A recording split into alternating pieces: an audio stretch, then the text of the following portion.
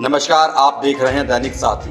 Bharatiya Janata party की सिरसा में हुई गौरवशाली भारत रैली के जरिए मुख्यमंत्री मनोहर लाल खट्टर व देश के गृह मंत्री अमित शाह ने लोकसभा चुनाव मिशन 2024 का शंखनाद कर दिया है। सिरसा में हुई रैली पर तमाम पार्टियों की भी पैनी नजर बनी हुई थी, क्योंकि इस रैली में दिए गए बयानों के बीच हरियाणा में बीजेपी जेजेपी गठबंधन का भविष्य भी छुपा हुआ था। मंच के माध्यम से मुख्यमंत्री मनोहर लाल खट्टर ने देश के गृह मंत्री को आश्वस्त किया कि हरियाणा 10 के 10 कमल खिलाएगा।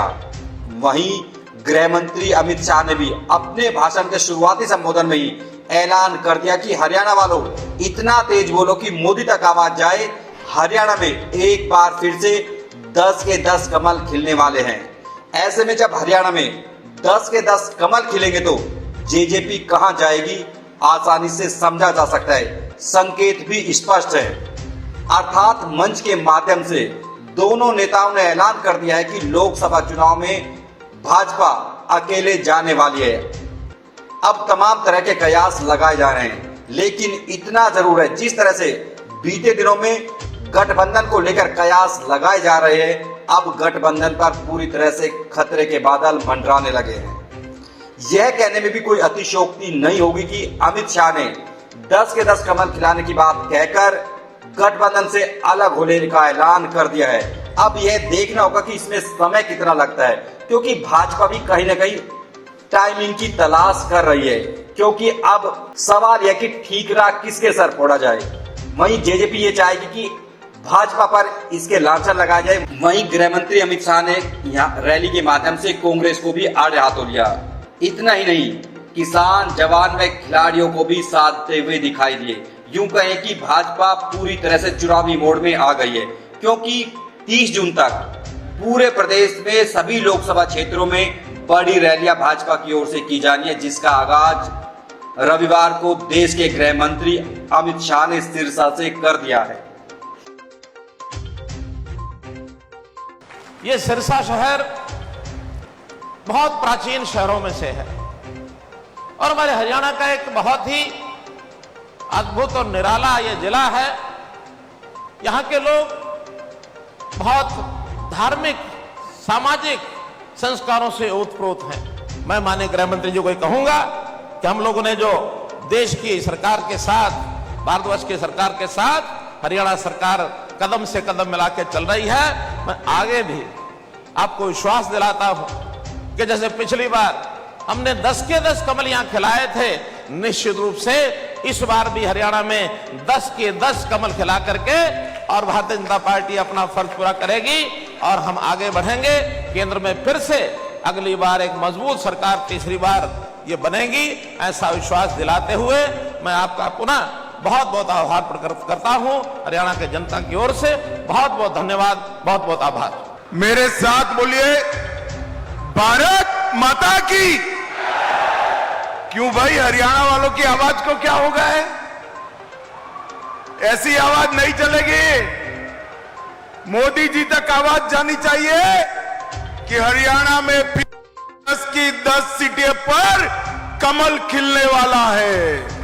मेरे साथ दोनों हाथ उठाओ, सभी लोग पीछे तक उठाए दोनों हाथ, विजय के संकल्प की मुट्ठी भींचिए और प्रचंड आवाज से बोलिए, भारत माता की, भारत माता की।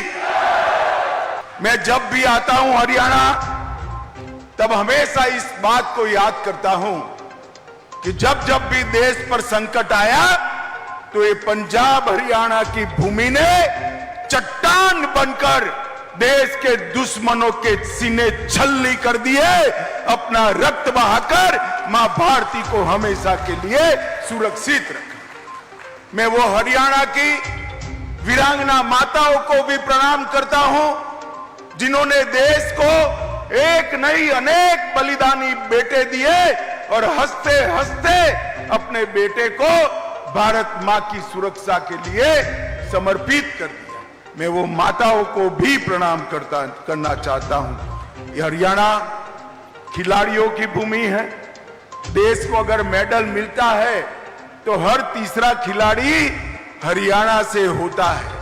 यहां जब खेलों की शुरुआत हुई, मैंने मनोहर लाल जी को कहा, मनोहर लाल जी जरा दिल बड़ा कर ये धाकड़ खिलाड़ियों के लिए करिए।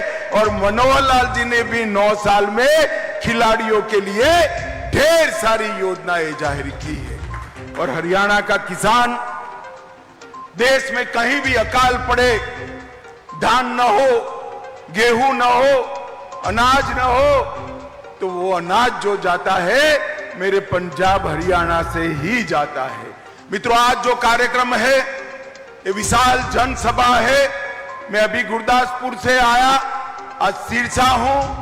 देश भर में भारतीय जनता पार्टी के कार्यकर्ताओं के दौरे लगे हैं। 9 साल तक नरेंद्र मोदी जी ने जो भारत की सेवा करने का प्रयास किया है, और आपने विशेषकर हरियाणा वालों ने 2-2 बार सभी की सभी सीटें भारतीय जनता पार्टी में झोली में डालकर मोदी जी को प्रधानमंत्री बनाया। इसलिए मैं हरियाणा की जनता का यहां से धन्यवाद करने आया हूं। मित्रों, ये 9 साल देश के इतिहास में सुवर्ण अक्षरों से अंकित होने वाले। 9 साल पहले का भारत याद करिए। 12 लाख करोड़ के घपले, घोटाले, भ्रष्टाचार ये कांग्रेस पार्टी ने किया था। ये 9 साल में हमारे विरोधी भी नरेंद्र मोदी जी पर भ्रष्टाचार का कोई आरोप नहीं लगा सकते। मोदी जी ने पारदर्शी तरीके से सरकार चलाई है। 9 साल पहले आए दिन पाकिस्तान से आतंकवादी घुसकर हमारे जवानों के सर काट कर ले जाते थे। कभी कभी तो पैरों से उसको अपमानित करते थे। मगर ये मनमोहन सरकार, सोनिया सरकार ऊप नहीं करती थी। 10 साल शासन रहा। देश की कानून और व्यवस्था और सुरक्षा दोनों चरमरा गई थी। मोदी जी प्रधानमंत्री बने, पाकिस्तान को आदत जो लग गई थी, उसने फिर से प्रयास किया। उरी पर हमला किया, पुलवामा में हमला किया, मगर वो भूल गए कि इस बार मौनी बाबा मनमोहन की सरकार नहीं है, नरेंद्र मोदी की सरकार है। 10 ही दिन के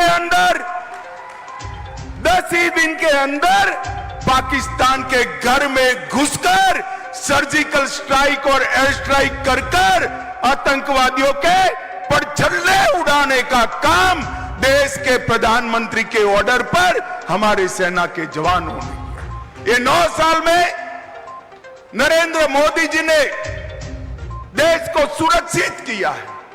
ये 9 साल में नरेंद्र मोदी जी ने देश के गौरव को आसमान तक ऊंचा उठाने का काम किया है।